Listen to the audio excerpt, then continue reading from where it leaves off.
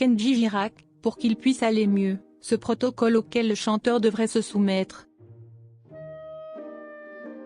En convalescence, Kenji Girac devra se soumettre à un strict protocole de santé pour aller mieux. Explication. On aurait difficilement cru voir un jour le nom de Kenji Girac à la une de la rubrique Faits divers. Ça n'est pourtant pas pour ses qualités vocales que le chanteur d'origine gitane fait aujourd'hui parler de lui. Les faits remontent à la nuit du 21 au 22 avril 2024. L'artiste a été pris en charge par les secours après avoir reçu une balle dans le torse. Lors d'une conférence de presse organisée 3 jours plus tard, le procureur de la République de Mont-de-Marsan a déclaré avoir pu l'auditionner. Kenji Girac aurait eu l'intention de faire peur à sa compagne Soraya Miranda en simulant un suicide. Des analyses pratiquées sur le chanteur ont également mis en évidence un fort taux d'alcool et la présence de cocaïne dans son sang. Ce protocole indispensable à la guérison de Kenji Girac.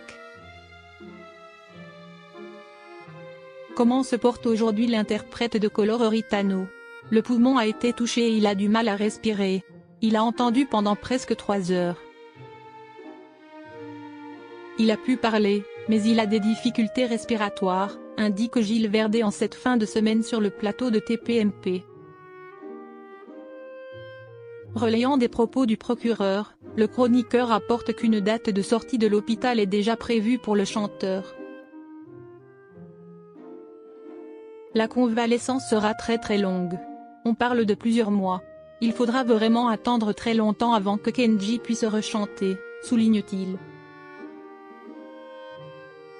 Au-delà des querelles maritales se posent désormais beaucoup de questions au sujet de ses addictions. Il buvait de l'alcool, il prenait de la cocaïne, rappelle Gilles Verdé, insistant, il faudra un protocole de soins, une désintoxication, pour qu'il puisse aller mieux. Que sait-on des addictions de Kenji Girac? Interrogée par les enquêteurs, Soraya Miranda a brossé le portrait d'un artiste en proie à une addiction naissante à l'alcool. Elle le présente comme un simple fêtard puis le décrit comme étant l'objet de cuites de plus en plus nombreuses et de plus en plus longues, pouvant aller jusqu'à 48 heures, a révélé le procureur lors de sa dernière allocution. La jeune femme a également mentionné la consommation régulière de cocaïne de son compagnon à raison d'1 à 2 fois par semaine. Le jour de son passage à l'acte, Kenji Girac aurait consommé près d'une douzaine de verres, de la bière, du Ricard, du rosé, du vin rouge et de la poire. Il avait énormément bu lors du repas. Ses proches, eux, soutiennent qu'il était resté très sobre et avait bu un Perrier.